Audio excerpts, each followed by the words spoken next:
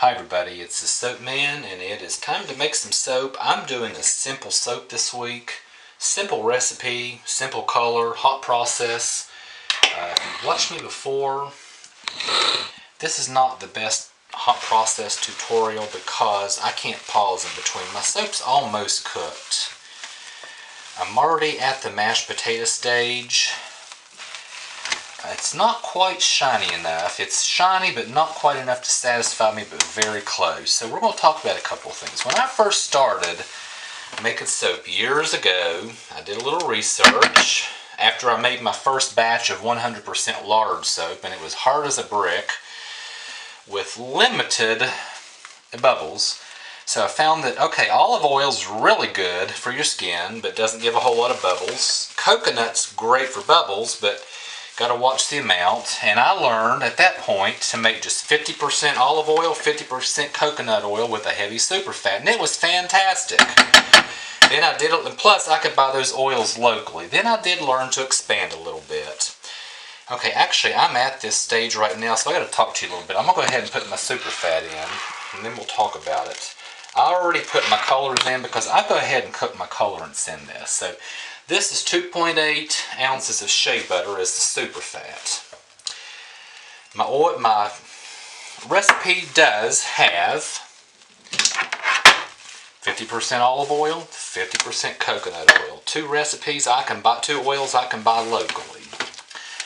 Now it's generally recommended not to use more than 33% coconut oil unless you up your superfat, because coconut oil cleans so well, strips the excess oils off your skin. So used to be when I did that recipe, I did a little extra superfat. And I found a bar that I made about 2 years ago with 50% olive oil, 50% coconut oil, and it was still a good bar. Didn't have the dreaded orange spots. It was fantastic. So that's what I'm doing. So with hot process, you can do two things to superfat. You can just do it like you do your cold process recipe. Go ahead and make your recipe, add your superfat and cook it that way, and you know it's already in there. Or you can choose a 0% superfat, which I've done, and cook it, and then at the end, once it's cooked, it's 100% soap. If you've measured it correctly, there's no lye, there's no oil. It's 100% soap. That's what I've done here. Okay? Then you can add your superfat. That way, there's no lye in here to convert that or saponify that into soap. Plus, if you want 100% of a certain oil as your superfat, you can do that, which I've done. I went ahead and added 7% superfat to this using shea butter. I really like shea butter as a superfat in my soap. And I've already, obviously I've gone ahead and put my colorant in. I went ahead and did that at the very beginning. I put the colorants right in just to the oils and then cooked it. I'm going to get this out of the crock. Let this start to cool just a little bit and put my scent oil in and get it in the mold. That's all I have. I told you. Simple recipe, simple soap. And because this has so much coconut oil, it's going to have great lather. And at the 7% superfat, it should not be drying. It should be really, really nourishing. Looking forward to trying it. And because it's hot process, I can. Now this soap actually will sit for at least 4 weeks before it's given out. I might take one of mine sooner, even the one that I'm going to use myself. Even so, it's going to be at least a couple of weeks. But technically, later this evening I could cut this and take it in the shower. So, let's get my scent oil in this. Let's get this in the mold. We'll be done. Told you, simple soap, simple recipe.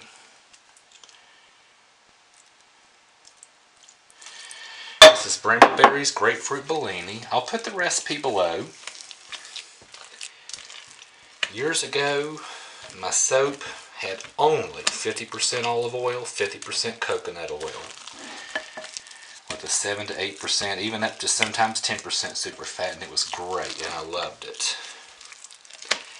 Now, I still like some of the other recipes, experimenting and getting the other oils and their benefits in, but sometimes, especially if you're running low, or some of you like not to use palm oil, you like a palm-free oil, well, I'll tell you what, here you go. 50% olive oil, 50% coconut oil, a 7 to 8% superfat. You get you a nice hard bar of soap with a good superfat, tons of bubbles. I put a little extra water in this, a little higher than what Brambleberry recommends. And I tell you, it's staying a lot more fluid. I'm going to have to remember that next time I make hot process. I really like hot process soap because you can control your superfat like I'm doing here. You have total control of it.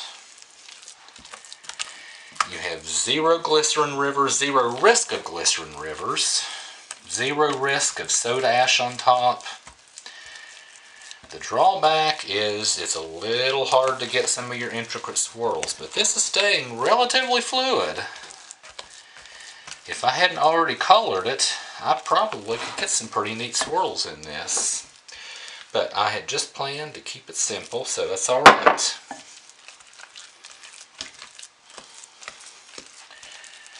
This grapefruit bellini that I'm using has a high flash point, so I'm hoping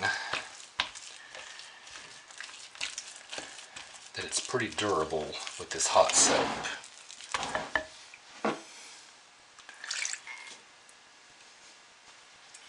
And stir the rest of that in and get this in this mold.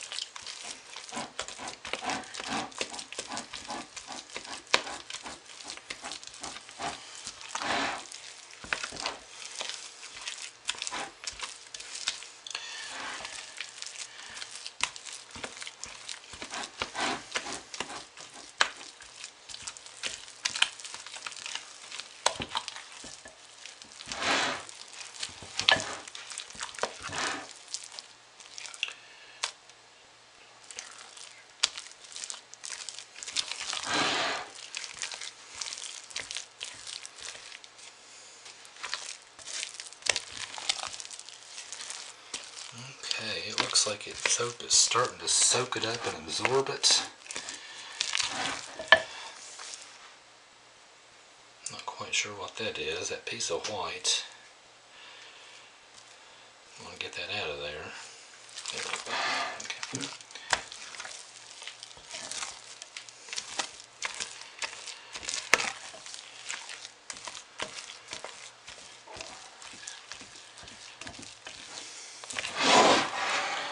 Alright, let's get this in the mold.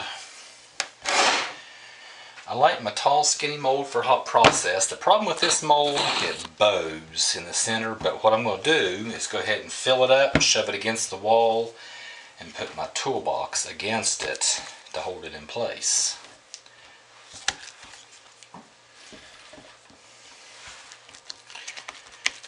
Tap this down.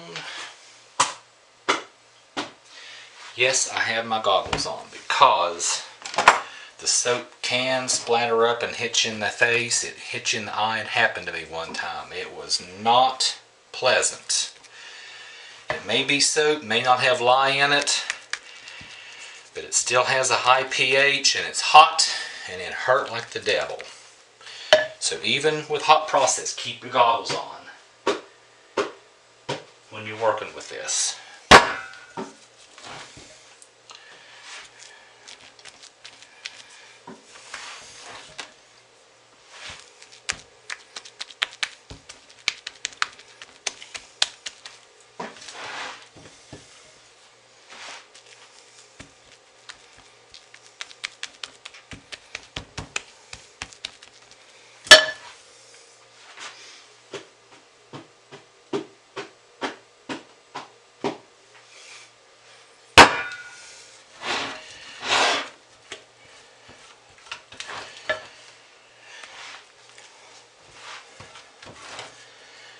not too terribly worried about getting all these extra scraps out of here because you watched me before, you know what I'm going to do with that. I'm going to wash the dishes with it.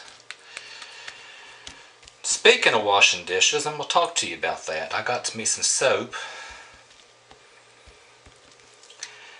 that I made from all of my scraps. Melted it down yesterday, rebatched it and cut it. I'll show you here in just a couple of minutes. I'm going to take my thermometer as soon as I find it and just kind of get a little bit of a top on it. This doesn't look like a whole lot right now, but actually on the cut piece, just this really, really rugged top looks kind of nice on it.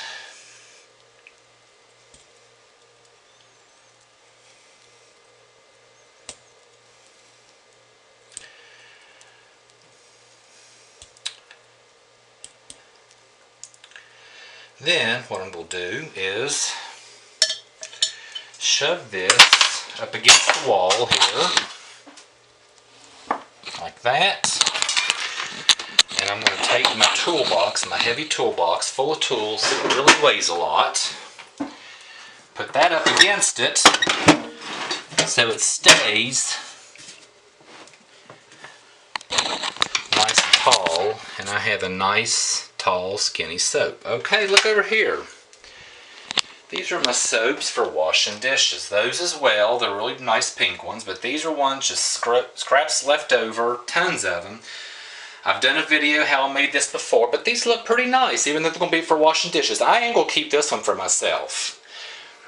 And actually it smells like all of the different soaps combined, and that's one of the reasons this has, I think, a nice lather, because it's tons and tons of different recipes all melted together. The solids are ones that didn't quite melt, but not bad. Especially for ones I'm just going to use to wash dishes. So anyway, that's what's left in the crock pot. That's going to make a lot of soapy water for a lot of dishes. And I'll cut that either later tonight or early in the morning before work. Anyway, everybody, thanks for watching, and I'll see you later for the cutting. Bye.